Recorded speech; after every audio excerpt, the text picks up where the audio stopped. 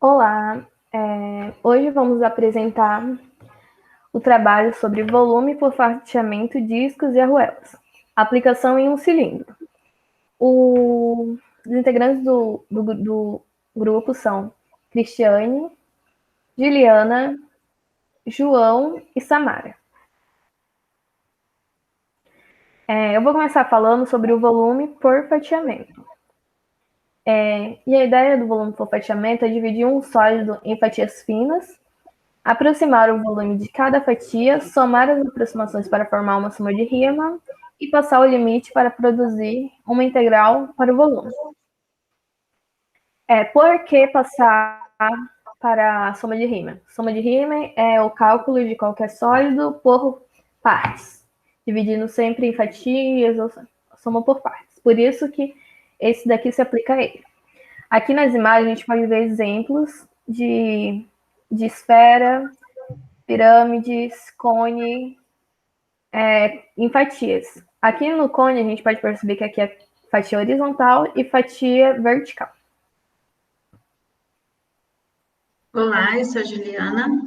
Vou falar para vocês sobre como encontrar o volume de um sólido cujas seções transversais não variem nem em tamanho nem em forma, ou seja, quando elas são congruentes. O exemplo simples que é mais utilizado é o do cilindro circular reto de raio-R, uma vez que todas as seções transversais tomadas perpendiculares ao eixo central são regiões circulares de raio-R. O volume de um cilindro circular de raio R e a altura h pode ser dado em termos da altura e da área de uma seção transversal, como na fórmula V igual a πr² vezes h. πr ao quadrado é a área da seção transversal e o h é a altura. Bom, eu sou a Samara, vou estar dando continuidade ao que a Juliana estava falando, explicando mais sobre as seções de fatiamento. Bom, esse método, ele funciona devido ao fato de uma fatia fina tem seções transversais que não variam muito, nem tamanho, nem a forma. O que faz com que fique fácil de aproximar os volumes. Além disso, quanto mais fina a fatia, menor a variação em suas seções transversais e melhor a aproximação. Assim, uma vez aproximados os volumes da fatia, pode formar uma soma de Riemann, cujo o limite é o volume de todos os sólidos. Aqui do lado tem um exemplo disso, que em uma fatia fina, as seções elas não variam muito na forma nem no tamanho. Bom, um cilindro reto é um sólido que é gerado quando uma região plana é trasladada ao longo de uma reta ou eixo que é perpendicular a ela. Aqui embaixo a gente tem alguns cilindros retos, por exemplo, o quadrado trasladado, o disco trasladado, o anel trasladado e o triângulo trasladado.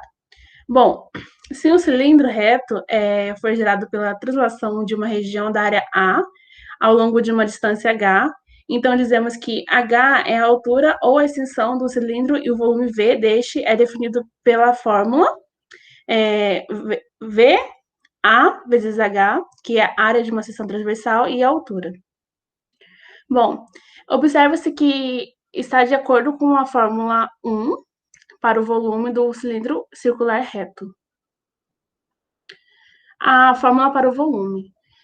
Seja S um sólido delimitado por dois planos perpendiculares ao eixo x em xa e xb, se dado qualquer x em AB, a área da seção transversal de S perpendicular ao eixo x for AX, então o volume do sólido será integral de A a B, a área de x é dx, desde que AX seja integrável. A fórmula para o volume. Seja S um sólido delimitado por dois planos perpendiculares ao eixo y, em YC e YD, se dado qualquer YCD, a área da seção transversal, a S perpendicular ao eixo Y for AY, então o volume do sólido será integral de C a D, da área de Y dy, desde que a Y seja integrável. Bom, o volume de um sólido pode ser obtido integrando-se a área de seção transversal de um extremo ao outro lado do sólido. volume por disco perpendicular ao eixo X. Aplicando. Seja F contínua e não negativa em AB e R a região que é limitada acima por Y, F de X, abaixo pelo eixo X e nas laterais pelas retas X, A e XB, a figura A aqui embaixo. Encontre o volume do sólido de revolução girando pela rotação da região R em torno do eixo Y. Bom, podemos resolver esse problema por fatiamento. Por isso, observamos que a seção transversal do sólido tomada perpendicularmente ao eixo X no ponto X é um disco do R F de X, a figura B. A área da região é AX igual a π, é a função de x ao quadrado, assim, dando aquela fórmula do volume do sólido que a gente deu no slide anterior.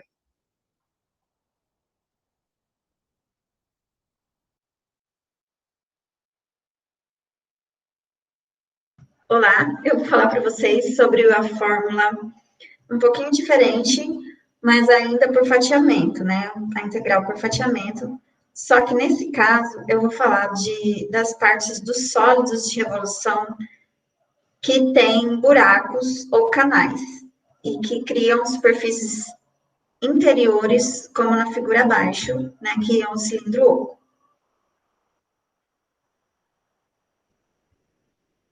Aplicando essa fórmula, a gente vê que F e G são contínuas, que são as funções que estão na figura A, e não negativas em A e B.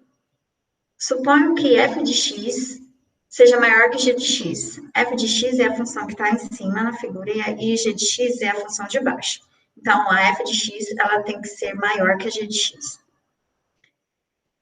Em todas as partes do x de A até B. Quer dizer, em todos os pontos de A até B, esse x vai ter que ser maior do que o g de x. Seja R a região limitada por y igual a f de x na parte de cima e na parte de baixo y igual a g de x. E nas laterais, pelas retas x igual a A e x igual a B. Então, nesse caso, a área seria π f de x ao quadrado menos π g de x ao quadrado. Ou seja, a área da função de cima menos a área da função de baixo. A segunda parte aqui foi colocado o π em evidência. Aí ficou π igual a f de x ao quadrado menos g de x ao quadrado. A gente vai, para calcular o volume, a gente vai pensar nessa imagem rotacionando pelo eixo x. Nesse caso, ele vai criar uma imagem que tem a parte de dentro oca.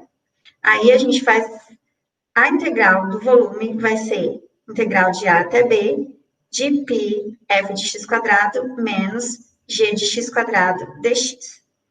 Essa fórmula, ela é chamada de fatiamento por discos e arruelas, porque quando a gente faz o fatiamento dela, a figura que é criada é uma figura que se parece com um disco, quando não tem a parte oca, e parece com uma arruela quando tem a parte oca. Agora a gente vai ver sobre o volume por discos e arruelas perpendiculares ao eixo Y.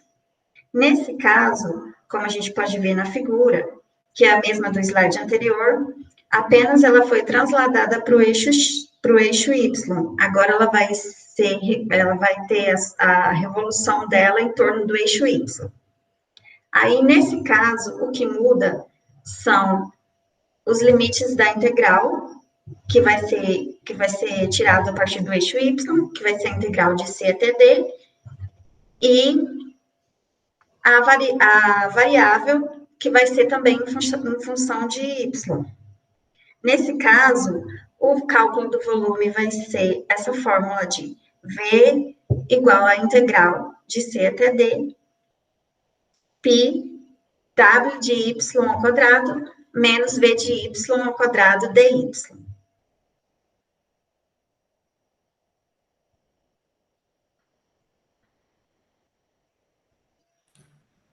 Então, sou João Vitor, E os cilindros, eles estão muito comuns no cotidiano, desde garrafinha plástica até caixa d'água. A caixa d'água da minha casa é um cilindro na vertical. Eles são muito utilizados na indústria, é o principal uso comercial dos cilindros. São usados com aplicação na engenharia ambiental, por exemplo, nos reatores de tratamento de água, mas também são usados em silo para armazenar grãos, são usados como um todo na indústria de commodities, bens de consumo e combustíveis. Vou dar ênfase nos combustíveis e nos produtos alimentícios, também é um uso. Os tanques para combustíveis, eles geralmente têm a capacidade máxima de 500 mil litros, que é o que um caminhão consegue transportar. Alguns caminhões conseguem transportar 2, aí chega até 100 mil litros. O material que geralmente se usa nesses tanques é um material metálico, ou uma liga metálica. Os 3 principais que dominam quase todo o mercado é o de alumínio, o de aço carbono e o inoxidável. Tem uma norma técnica que normatiza tudo isso, que é a NBR 15461.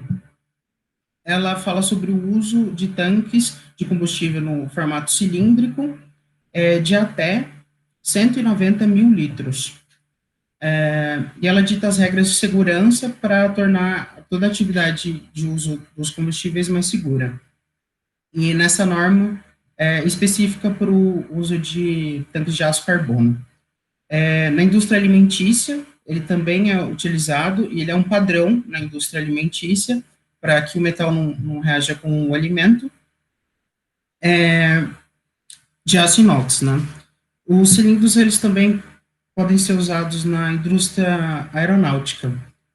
Como o cilindro ele consegue dissipar as forças muito melhor do que um quadrado, ele fica dissipado de uma forma uniforme, então o cilindro consegue suportar forças tanto internas quanto externas muito melhor do que outros objetos. Por isso que ele é usado em aviões, no corpo do avião, que é cilíndrico. Basicamente isso.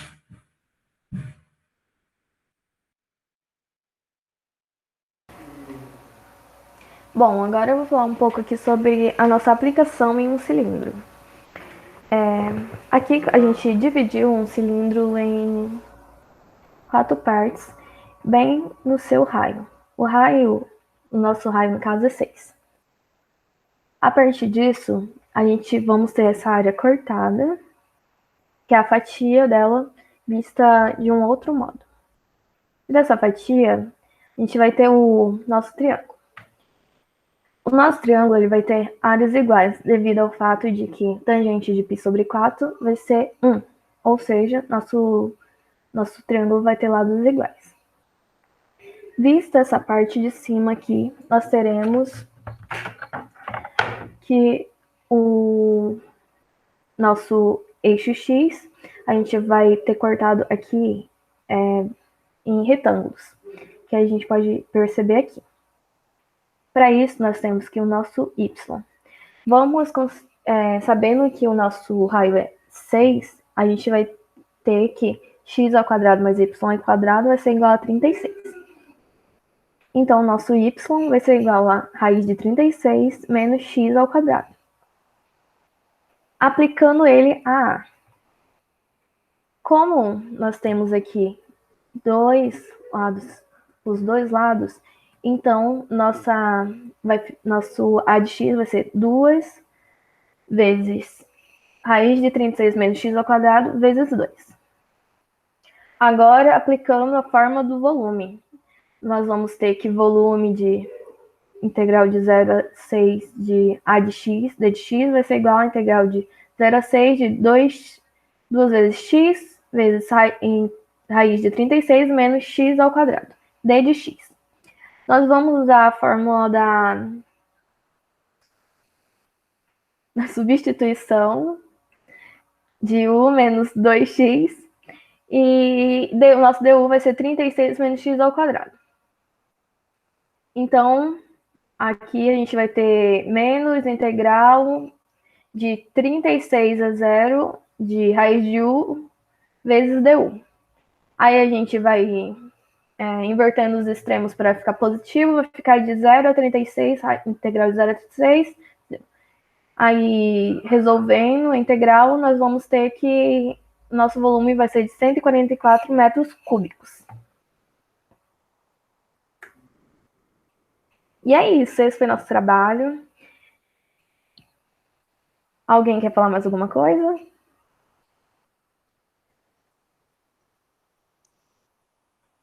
Ok, muito obrigada. Encerramos por aqui. A gente teve um pouco de dificuldade sobre como estudar o assunto, sobre como pesquisar. Então, foi o que deu para fazer. Acho que a gente deveria ter tido um pouquinho mais de tempo. Tem um pouco de escassez sobre o assunto na internet, então é o que deu para fazer. Muito obrigada.